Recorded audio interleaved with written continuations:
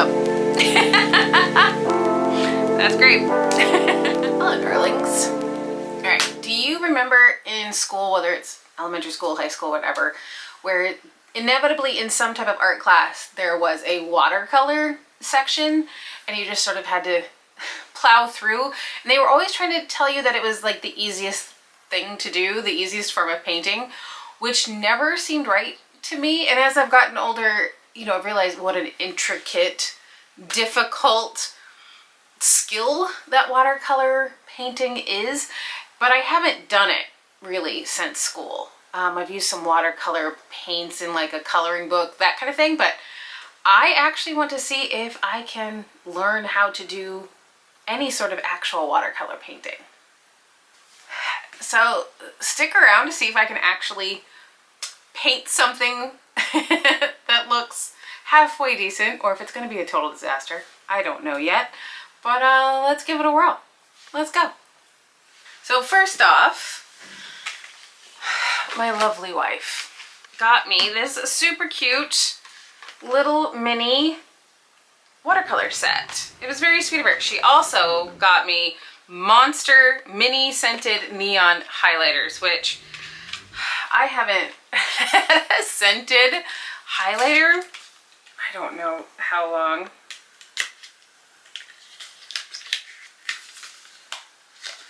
Oh my gosh, they're so cute. They're little monsters. So cute.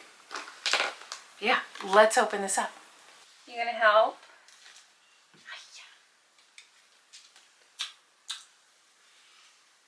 Okay.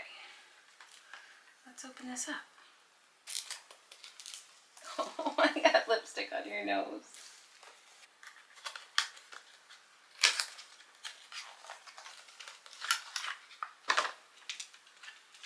Oh my gosh, it's so cute. It's so little. But it has so many different colors. Has the pen that you just fill with water to use. A little sponge. I mean, it's got 2, 4, 6, 8, 10, 12 different colors. And a little palette. Oh.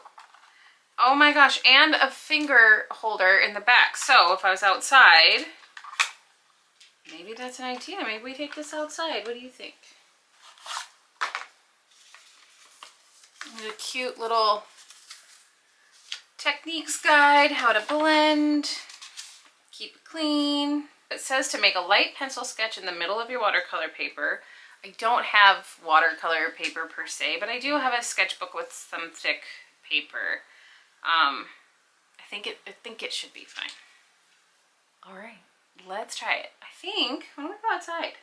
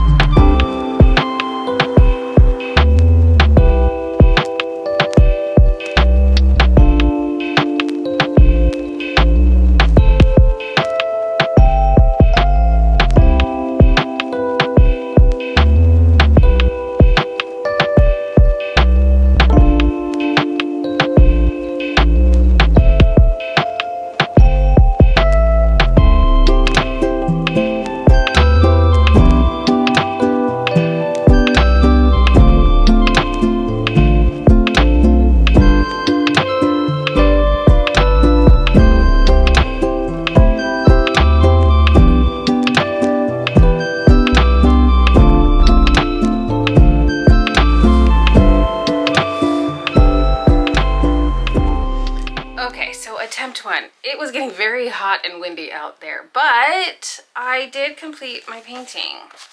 It's my rose bush, which itself isn't looking great these days. And I'm actually pretty happy with how this came out. There's one section, if we just cover up maybe that flower, I like it. Oh, my allergies. So yeah, if we just cover up that flower, I actually really like it. I learned, or relearned, I suppose, how the paints blend, how much water you need to use, when you need to start with water, when you want to start with dry. And the colors look totally different wet than when they're dry. A color that I thought was purple turned out to be the brown. A color that I thought was brown turned out to be like ochre yellow. So they do look completely different once water hits them, which was actually very cool. And then I was able to mix some colors. So, okay, so what I do think I'm going to do is I don't want to do that whole elephant, but I do think I'm going to do a little piece of it and follow along with the booklet to see if it can actually teach me how to do this again. This was very much, I just wanted to test out the colors, test out how it worked, and kind of get a feel for it again. Again, I don't think it came out too bad. Am I going to frame it anywhere? Absolutely not. But is it the first sort of watercolor that I've done in many, many moons? Yes. And I do not think it looks as bad as it could. Okay, so let's go for attempt 2. So this is the booklet we're working with. Actually tells you everything you're supposed to know. We'll see how it goes.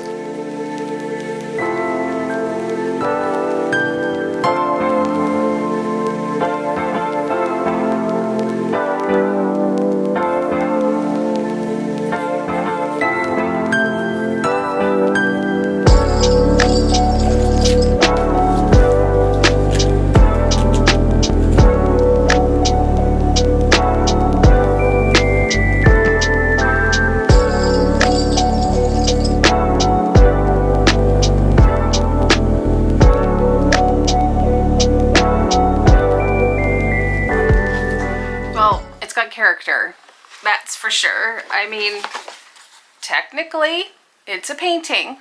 I learned a couple things. Okay, I really preferred being outside and painting from nature. I did not like having to copy something from the book. It was just, you know, this very designed, sketchy thing that had already been done. But that's a me thing. It's also a skill issue, obviously, because this involves more drawing skills and the design skills and all of that. I don't love it, but it's not a total disaster. So what did I learn from my first foray into watercolor in many, many moons? It's therapeutic, for sure. I loved being outside. Like, it got hot. My allergies kicked in. But I loved sitting there and painting from real life, and plein air painting. Absolutely loved that.